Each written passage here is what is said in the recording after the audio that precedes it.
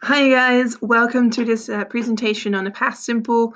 Today we're going to talk about the form and use of the past simple, and we're going to practice together. For this you need your notebook and a pen so that you can take some notes on the theory and so you can write down the answers for any of the practice materials that I'll give you. So grab the notebook and pen, and here we go, the form. So what does a past simple look like? Well, a past simple looks like a verb plus ed. So any regular verb, like walk, gets ed and becomes walked in the past simple. There are a couple of spelling exceptions. One of them is that dance, a word that ends in an e, gets just a d, and that goes for every word that ends in an e. So it's always a single e then and never eed. That would be really weird as well. It would look really strange. Just imagine dance with a double E there. You wouldn't do that. The other one is a little bit less straightforward. Words that end in a consonant, made a clinker, and then a Y, like try, which ends in R, like R is a consonant, Y, they get IED. So it's not tried with TRYED, but with TRIED. However, that's not by far the most annoying thing about the form of the past simple. The most annoying thing is that there's loads and loads and loads of irregular verbs, and the only thing we can do about those is study them by heart. There's a list in the back of your book, and that's what you need to study. I'm sorry, that's really bad news because there's really no trick. Let's have a look at negation though. How do we negate a past simple? Okay, if it's a normal verb and in the present you would have used don't or doesn't, then in the past you use didn't plus full verb. Please remember that after didn't we always use a full verb. So it's not I didn't walked, but it's I didn't walk. It's also he didn't see and not he didn't saw. And we didn't know and not we didn't knew. Why? Well, let's think about it in Dutch. In Dutch, you would never say ik lag te sliepen with two past tenses, right? You would say ik lag te slapen. If lag, past tense, slapen, full verb. Same thing in English. You only show the past tense once, and you do that with the very first verb there, and that's didn't. So after that, full verb.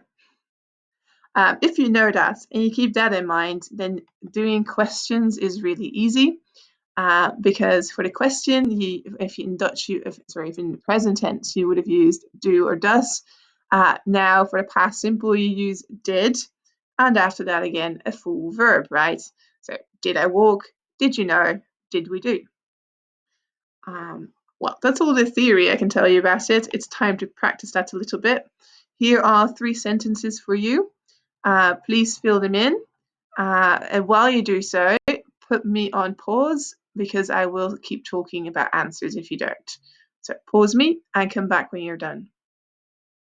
Okay, I'm going to assume that you started me again. That means we're now going to carry on with the answers. Here we go. The first one was, it was an irregular verb. To spend is irregular. But because it's a question, it doesn't really matter because we get did and then a full verb. So, did you spend my holiday in Ireland? Then in two regular verbs, and both of them need to just have an extra ed. So yes, I travelled and visited. And sentence number 3, visit is a regular verb, but again, it doesn't matter because we're doing negation. So we get didn't visit. In the last sentence, we also have an irregular verb, and here it does matter because we're doing a normal form of it, a normal statement. So we get we were too tired, the past of irregular to be. If you would like to practice the form of the past simple a little bit more, there is an assignment right there for you. Depending on what platform you're using, you can click it. If not, copy it into where you put your URLs up there, and it'll take you to the website. For here, we're going to carry on with the use. So let's carry on a little bit. There we go. The use of the past simple. When do we use a past simple? Well, things that happened in the past at a specific time. In the past means in the verleden tijd, so we're talking about the verleden tijd. And a specific time meaning it's mentioned when. Another thing you need to know about the use of the past simple is that it's always used for things that are rounded off, actions that have been completed.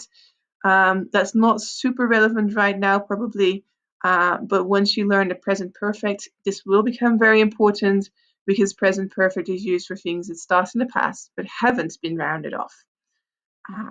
For now, most of us are still working on just past simple, and for us it's far more important to know what the key words are for past simple. So let's zoom in on that. All right, so de keywords of the past simple are all specific times in the past. Alle specifieke tijden in het verleden. Alle benoemde tijden in het verleden. I'll give you some examples. Yesterday, last year, in 1988, but also something like when I was younger. It's also specified when in the past that was. Well, to be fair, that's all the theory I can give you about past simples. Let's do an assignment together. Let's go on and practice a bit. Okay, so here are 5 sentences. For each of these sentences, I want you to find the keywords. If in the sentence you find a past simple keyword, then I want you to fill in the sentence. So if you find a keyword for any other tense, don't fill in the sentence, just if it's a past simple one. Okay, like before, put me on pause, and when you're ready, you click play again. All right, I think you've clicked play again, so that means you are ready for the answers. So here we go. Let's go on to the answers.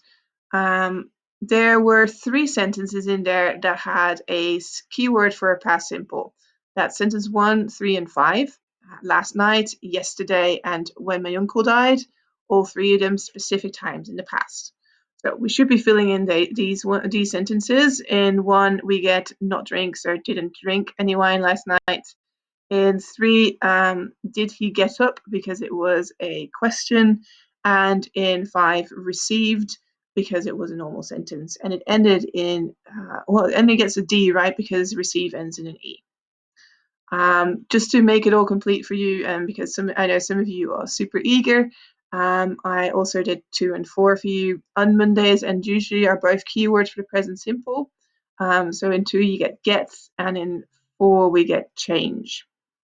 If you would like to practice more with spotting the difference between a present simple and a past simple, then that exercise will help you do just that. Again, depending on the platform you're using, you can click the link, or you'll have to copy it into that URL place up there. You choose. So that was everything I wanted to tell you about the past simple today. I've described the form for you, we've talked about the use, and we've practiced a little bit together. For now, practice yourself, I think, and I'll talk to you again in another explanation of grammar. Bye-bye.